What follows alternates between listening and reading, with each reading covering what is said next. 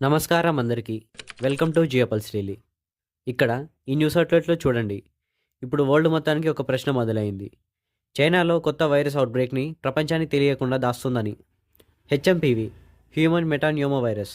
నిజంగా ఈ virus China మొత్తం స్ప్రెడ్ అయిందా? నిజంగా చైనాలో చాలా కేసెస్ బయటపడ్డాయా? వాటికి సంబంధించిన డేటా మొత్తం చైనా మళ్ళీ దాస్తుందా? అనే ప్రశ్నలు మొదలయ్యాయి.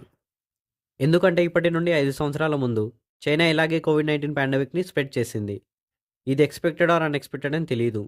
కానీ last time Donald Trump president అవ్వగానే ఈ వైరస్ బయటికి వచ్చింది. మళ్ళీ ఇప్పుడు డొనాల్డ్ ట్రంప్ రీఎలెక్ట్ అవ్వగానే కొత్త వైరస్‌తో చైనా ముందుకు వచ్చింది. దీనికి ప్రపంచం మొత్తం ఇచ్చే సమాధానం ఎలాగైనా చైనా ట్రంప్ ప్రెసిడెన్సీని పడగొట్టాలని చేస్తున్న ప్రయత్నమని. ప్రతి చోట ఒకే ప్రశ్న మొదలైంది. ఏవైతే రిపోర్ట్స్ చైనా నుండి వచ్చాయో అవి కరెక్టేనా? నిజంగానే చైనా నుండి వైరస్ స్ప్రెడ్ అవ్వడం లేదా మల్టిపుల్ వైరస్ స్ప్రెడ్ అవుతున్న విషయం కరెక్టేనా అని. కరోనా వైరస్ మీద రీసెంట్‌గా సెప్టెంబర్‌లో ట్రంప్ ఒక స్పీచ్ ఇచ్చిన వీడియో ఉంది. చూడండి. I call it the China virus because I like to be accurate, you know? They call it the Spanish flu. They call it all different names when something comes from a country, except for China. We have to call it COVID. What the hell does COVID mean? The China virus. And a lot of people think they did that because they were not happy with me as president. Now ఈ వీడియోలో Trump openly media ముందు తను president అవ్వడం చైనాకు ఇష్టం లేదని, అందుకే ఈ వైరస్‌ని స్ప్రెడ్ చేశారని చెప్పారు. మళ్ళీ ఇప్పుడు ట్రంప్ ఎక్కువ పవర్‌తో పవర్‌లోకి వచ్చారు. ఇక చైనా విషయానికి వస్తే ప్రపంచం మొత్తం వీళ్ళ వైరస్ వల్ల బాధింపబడుతుంది. అప్పుడు దాచినట్లుగా ఇప్పుడు కూడా చైనా పెద్ద పాండమిక్ లాంటి వైరస్‌ని ఏమైనా దాస్తుందా అంటే దాస్తుందనే చెప్పాలి. చైనా ఒక సుప్రీమసీ కంట్రీ. వీరి ఇంటర్నల్ మ్యాటర్స్ బయటికి రానివ్వకుండా సెపరేట్ బ్లాకింగ్ సిస్టమ్, సెపరేట్ ఫైర్‌వాల్స్‌తో గవర్నమెంటే హ్యాండిల్ చేస్తుంది. ఈ హెచ్ఎంపీవీ హ్యూమన్ మెటాన్యూమో వైరస్ అంటే ఏమిటి? ఎందుకు ఈ వైరస్ పిల్లలకు మరి ఏజ్డ్ వారికే ఎందుకు వస్తుంది? ఈ న్యూస్ రిపోర్టర్ ఏం చెప్తుందో చూడండి. Acute respiratory diseases are on the rise in China. One that's gaining momentum, human metapneumovirus, or HMPV. Chinese authorities are also stepping up monitoring of COVID-19 and flu infections. Chinese CDC data shows more people are testing positive for HMPV infections, especially those under 14 years old. Authorities did not list total infection numbers on the website. HMPV is a respiratory disease that infects the upper and lower respiratory tracts. Its symptoms appear similar to catching a cold. As of now, no vaccine or medication is available to treat this disease. ఈ virus cases చైనాలో రోజురోజుకి పెరుగుతూనే ఉన్నాయని.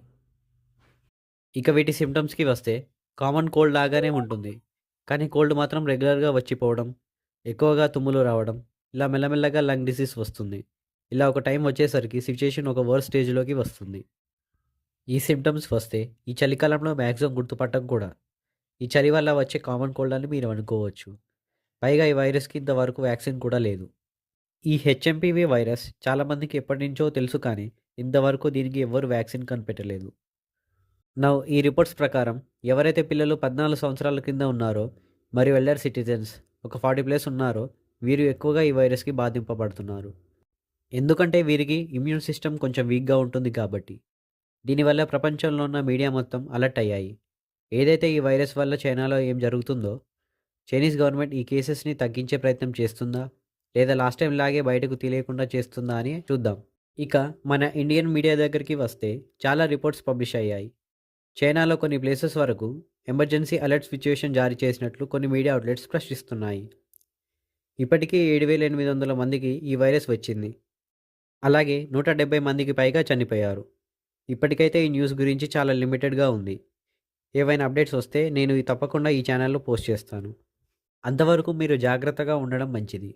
అంతవరకనే కాదు, మీరు ఎప్పుడు బయటికి వెళ్ళి వచ్చినా 20 సెకండ్ల పాటు హ్యాండ్ వాష్ చేయడం మంచిది.